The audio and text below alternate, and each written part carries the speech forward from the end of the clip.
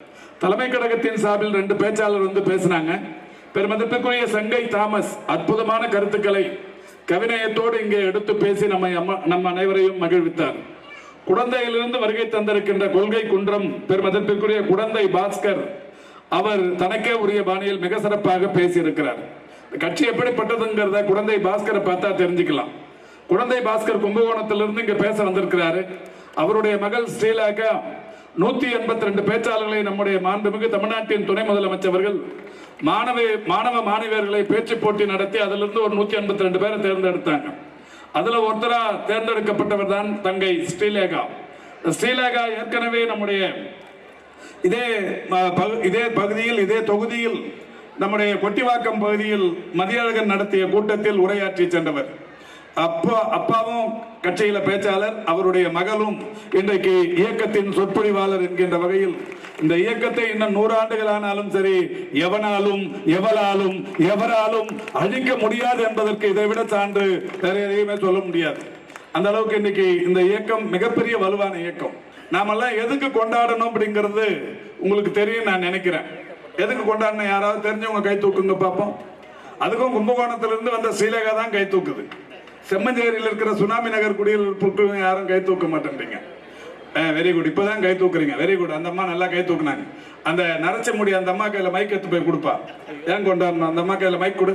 மிக விரைவில் தமிழ்நாட்டில் மகளிருக்கு கலைஞரின் மகளிர் உரிமை தொகை வழங்கப்படும் என்று அறிவித்தார். அறிவித்ததற்கு பிறகு அங்க 66,000 ஓட்டுல ஜெயிச்சோம். அறிவித்தது 2 வருஷமா நடைமுறைப்படுத்தி இருக்கிறோம். மாசம் 1,16 லட்சம் பேருக்கு 1000 ரூபாய் கொடுத்துருக்கிறோம். எனவே இந்த வெற்றி என்பது மகளிரால் சாத்தியப்படுத்தப்பட்டிருக்கிற வெற்றி. மாண்புமிகு தமிழ்நாட்டின் முதலமைச்சருடைய கருணை உள்ளத்தால் சாத்தியப்படுத்தப்பட்ட வெற்றி. மாண்புமிகு தமிழ்நாட்டின் முதலமைச்சர்களின் மனிதநேய குணங்களினால் சாத்தியப்படுத்தப்பட்டிருக்கிற வெற்றி. எனவே இந்த கொண்டாட்டத்தை நாம செம்மஞ்சேரி சுனாமி நகர்ல தொடங்கணும். கொண்டாடுவோமா? எல்லாரும் எழுந்து நின்று நாம கை தட்டணும். இந்த கைத்தட்டல் ஓசை இப்ப இதே தளபதி வந்து திருவள்ளூர்ல இதே மாதிரியான கூட்டத்தில் பேசிட்டு வீட்டுக்கு வந்து நிற்கிறார். நம்ம இளைஞரின் செயலாளர் அவர் திருவள்ளூர்ல பேசிட்டு வீட்டுக்கு வந்து நிற்கிறார். இந்த 2 பேருக்கும் சுனாமி நகர்ல தட்டுற கைத்தட்டு அவங்களுக்கு கேட்கணும். தட்டுவோமா?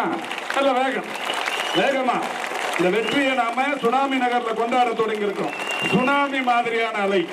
Very good. அப்படியே உட்காருங்க. ஒண்ணு இல்ல, இந்த தேர்தல் வரும்போது எல்லாரும் சொன்னாங்க, 1 மாசத்துக்கு முன்னாடி ஈரோடு தமிழ்நாடு முழுக்க திமுகவுக்கு ஆதரவு குறைஞ்சு நிற்குன்னாங்க. அப்ப நாமெல்லாம் கூட சொன்னோம், யாரும் நம்ம தேர்தல் வேலைக்கே போல. எனவே நீங்க யாரும் போக வேண்டியதில்லை, அங்க இருக்கிறவங்களே ஜெயிக்க வச்சிருவாங்கன்னு சொன்னாங்க. அந்த வகையில் இன்னைக்கு அந்த வெற்றி மிகப்பெரிய வெற்றி, பிரம்மாண்டமான வெற்றி. இந்த வெற்றி இதுவரை வரலாற்றில் வேறு எப்போதும் இல்லாத வெற்றி. ஈரோட்டு தேர்தலை பொறுத்தவரை, ஈரோட்டு மாவட்டத்தை பொறுத்தவரை, குறிப்பா அந்த வெஸ்டர்ன் பெல்ட்டை பொறுத்த வரைக்கும் ஒரு தொகுதியில் 93,000 வாக்குகள் வித்தியாசம் என்பது இதுதான் முதல் முறை. அதான் நாங்க கூட சொன்னோம், ஈரோடு இனி யாரோடு. இப்ப தமிழ்நாட்டு மக்கள் சொல்லிட்டாங்க, தமிழ்நாடு இனி என்றும் திமுகவோடு என்று இன்றைக்கு முடிவெடுத்து அறிவித்திருக்கிறார்கள். இந்த வெற்றி இனிமேல் எப்போதுமே தொடரும். செய்திகளை உடனுக்குடனும் துல்லியமாகவும் தெரிந்து கொள்ள சப்ஸ்கிரைப் பண்ணுங்க.